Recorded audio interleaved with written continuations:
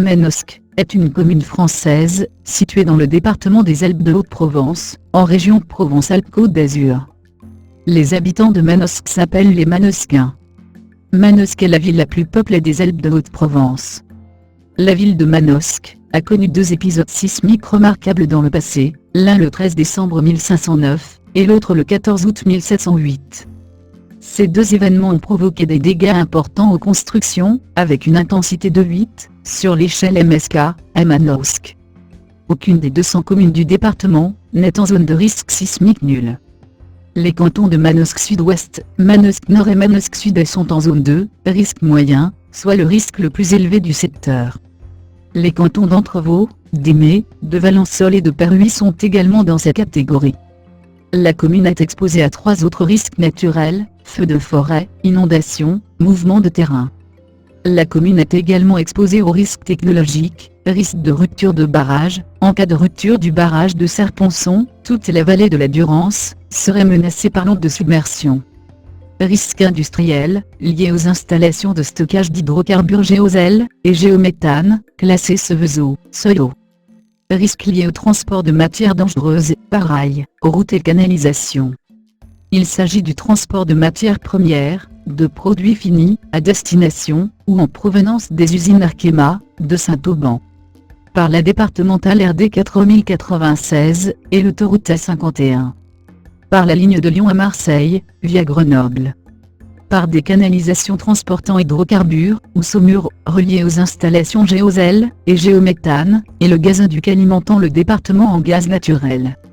Le plan de prévention des risques naturels prévisibles, PPR, de la commune, concernant les risques d'inondation, de mouvements de terrain et de séisme, a été approuvé en 1997, mais un nouveau a été prescrit en 2006. Aucun PPR concernant le risque de feu de forêt n'existe pour la commune. Enfin, le plan particulier d'intervention des installations Seveso, Géosel, et Géométhane, concerne la commune. La commune est très régulièrement soumise à des arrêtés de catastrophes naturelles, pour des inondations et coulées de boue, 4 fois depuis 1987, des mouvements de terrain dus à la sécheresse, 10 fois depuis 1989, et pour des glissements de terrain en 1994. En 2010, la conduite alimentant en naphta, les stocks de géosel, a cédé, occasionnant une fuite d'environ 200 mètres cubes. Une étude d'impact du centre de Cadarache, distant de 15 km de la commune, a été réalisée en décembre 2015. Attestée sous la forme Manuasca, en 978 et 984, Manuesca en 1013, Manuacha en 1019, Manocham en 1205, et enfin Manosque, au XVIe siècle. En occitan, Manosca, selon la norme classique, en provençal, Manosco, selon la norme mistralienne, en occitan médiéval, Manoasca. Le nom du village, tel qu'il apparaît pour la première fois dans les textes, vers 978-984, Manoasca, est interprété de différentes manières, une racine oronymiquement, montagne, colline, élargie par le suffixe asque. Dans ce cas, le toponyme serait antérieur au gaulois, un nom tiré du latin manua. Avec, mais sans certitude, le sens du mot occitan, magne, gerbe, liasse de paille, préparée pour servir à la couverture d'une habitation, chaumière, selon Ernest Nègre. Une légende, provenant d'écrits latins, publiée plus tard dans le Livre blanc, annonce que le nom de la ville, viendrait de son précédent titre, Manus Quartus, qui veut dire « quatre mains », ce qui explique l'origine du blason. Le vallon de Gaude, où a été exploité pendant longtemps une mine de lignite, tire son nom du latin gabata, désignant une jatte, un récipient, et donné par métaphore à une vallée encaissée, ce qui est effectivement le cas du vallon de Gaude. Le terme Drouille, qui désigne une rivière et le vallon où elle coule, ainsi que le parc aménagé dans Manosque, pourrait être un terme hydronymique ligure, ou référé aux chênes. En dehors des légendes, on sait peu de choses sur la ville avant l'époque romaine. Sous l'Empire romain, la ville est un marché régional. Parmi les découvertes archéologiques, le site des Passaïrs, atelier de potiers fabriquant des amphores vinaires, permet d'établir que la zone de Manosque était, grâce à la proximité de la voie domitienne, fortement intégrée à l'Empire romain, et fortement pénétrée de ses modes de vie. Alors que le sud-est de la Gaule était une terre burgonde, le roi des Ostrogoths Théodoric, le Grand fait la conquête de la région entre la Durance, le Rhône et l'Isère en 510. La commune dépend donc brièvement à nouveau de l'Italie, jusqu'en 526.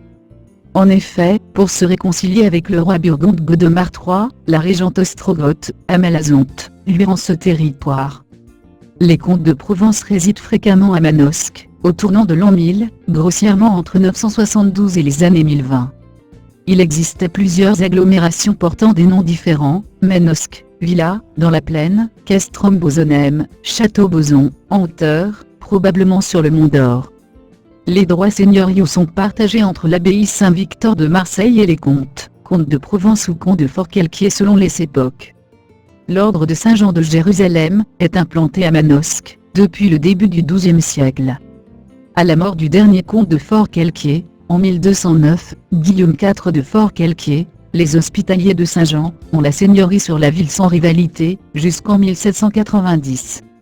Alors que les comtes de Forcalquier avaient parfois empiété sur leurs prérogatives, issues du don de ces mêmes comtes. À partir des accords de Merargues, 29 juin 1220, Manosque est exclu des accords de partage entre comtes de Provence et de Forcalquier.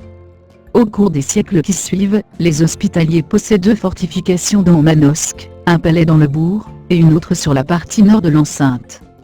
Après 1319, Élion de Villeneuve, grand maître de l'ordre de Saint-Jean de Jérusalem, a géré les biens matériels qui ont été confiés à la commanderie de Manosque, et en faire l'établissement le plus important de la langue de Provence. Le commandeur de Manosque est nommé par le grand maître de l'ordre, choisi parmi les chevaliers de l'ordre de la langue de Provence. Après la donation de 1209, il s'est installé dans le palais des comtes de Forcalquier. Il a ajouté à son titre celui de châtelain pendant une vingtaine d'années. Plus tard, il s'est aussi donné le titre de seigneur des différentes possessions de la commanderie, Limay, la cavalerie, Volx, etc.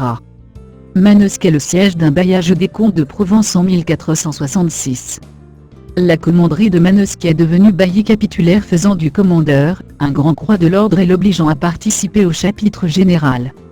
Le commandeur de Manosque a pu être prieur, comme Guillaume de Rayanne, et Jean-Ferdinand d'Hérédia, et grand maître avec Élion de Villeneuve.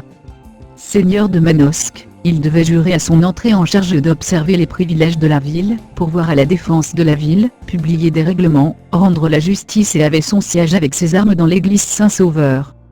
Au Moyen-Âge, Manosque était partagé en 4 quartiers, les Hébréards, le Palais, les Payants et les Martels. Au XIIe siècle, un bailli est installé dans la ville par les hospitaliers de Saint-Jean de Jérusalem. La ville un centre de commerce florissant au XIIIe siècle, et la population approchait les 10 000 habitants.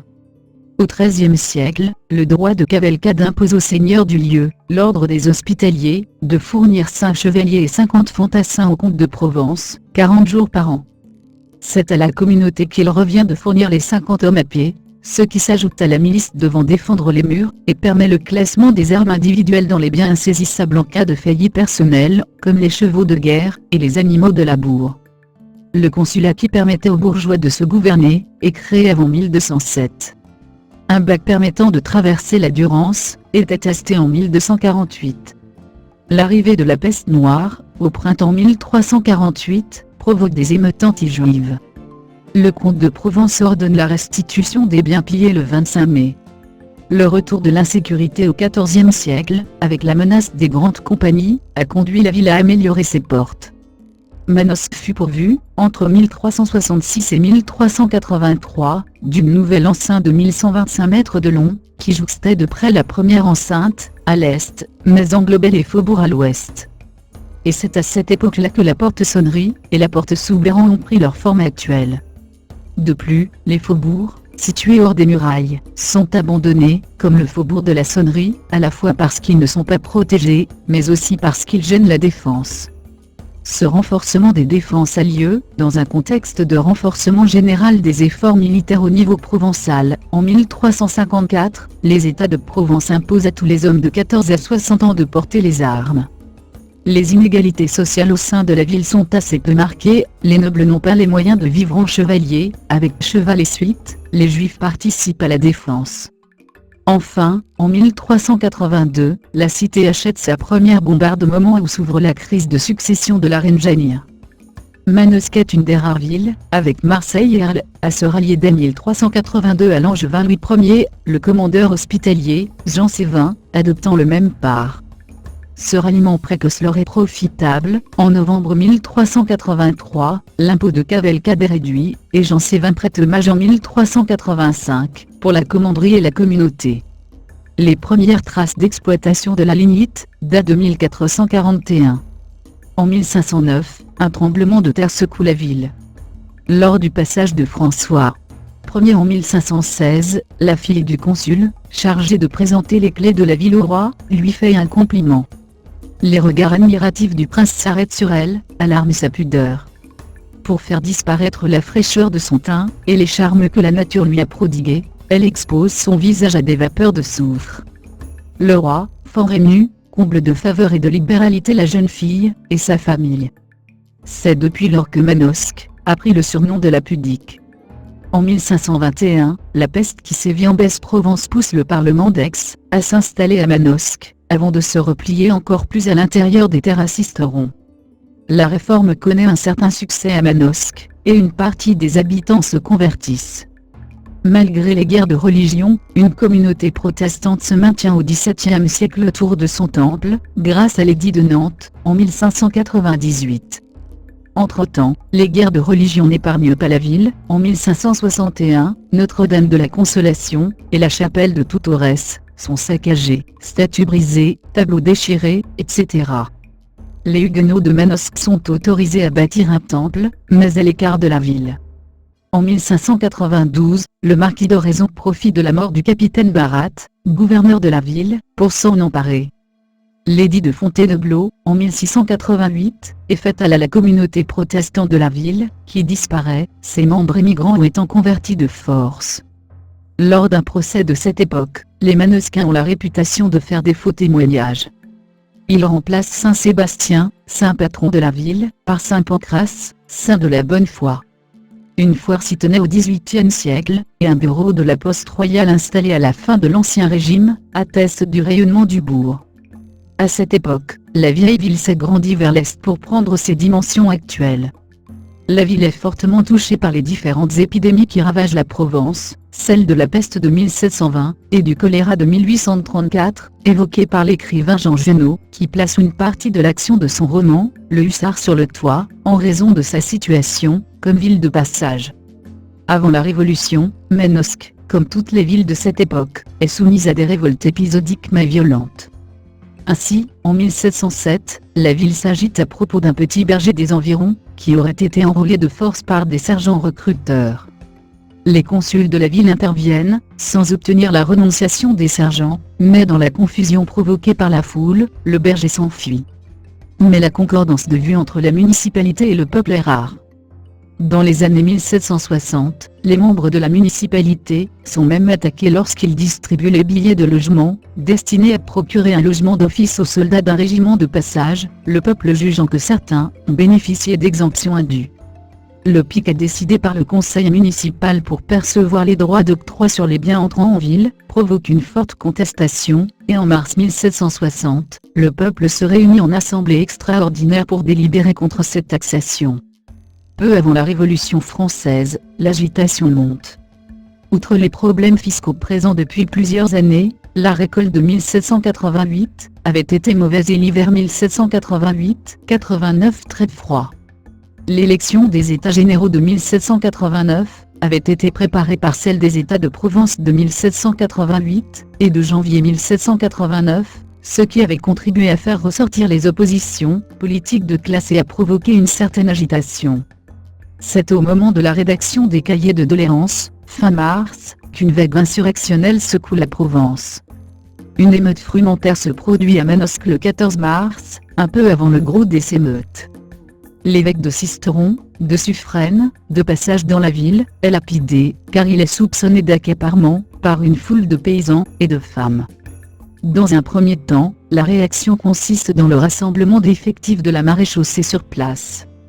Puis des poursuites judiciaires sont diligentées, mais les condamnations ne sont pas exécutées, la prise de la Bastille comme les troubles de la Grande Peur provoquant, par mesure d'apaisement, une amnistie début août. Au début de la Révolution française, Manosque est une des villes les plus touchées par la fièvre révolutionnaire. Le couvent des Bernardines est détruit en 1791. la Société des Amis de la Constitution, est créée fin 1791.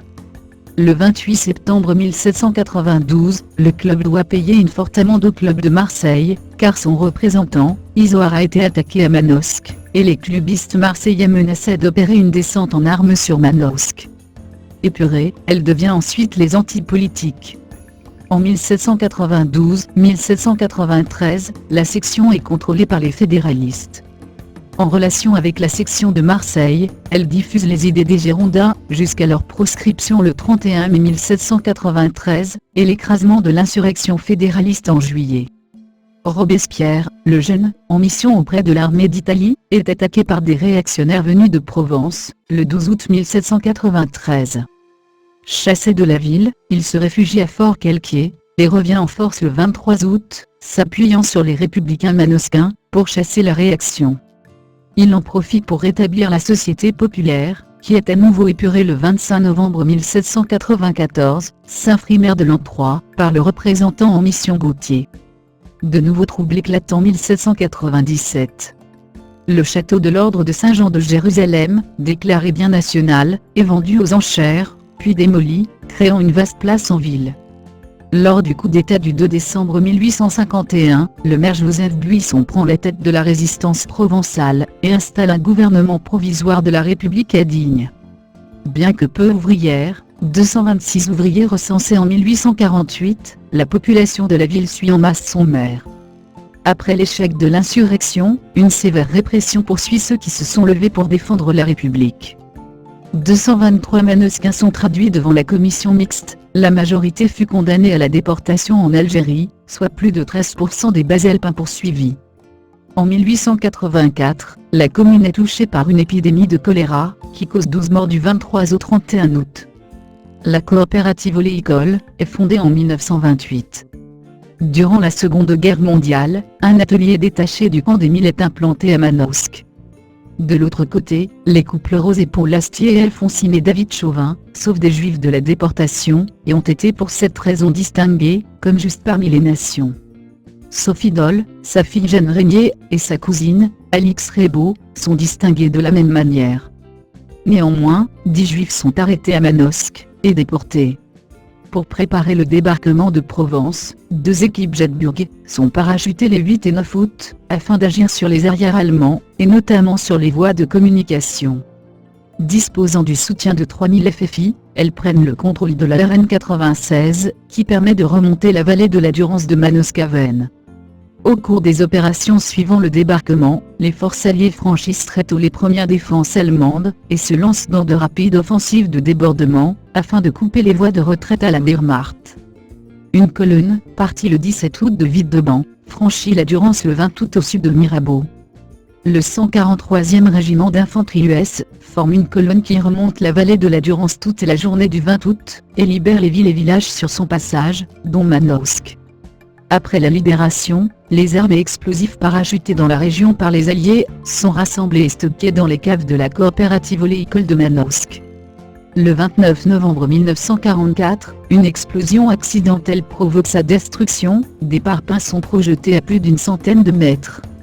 Les 4 résistants du maquis de Montaigu, qui assuraient la surveillance du dépôt, sont tués dans l'explosion. Les mines de Gaude, qui employaient 350 ouvriers, ferment en 1965. Grosse bourgade au début du XXe siècle limitée à la vieille ville et ses faubourgs, la ville s'agrandit considérablement des années 1950 aux années 1970, quadruplant sa population en 30 ans.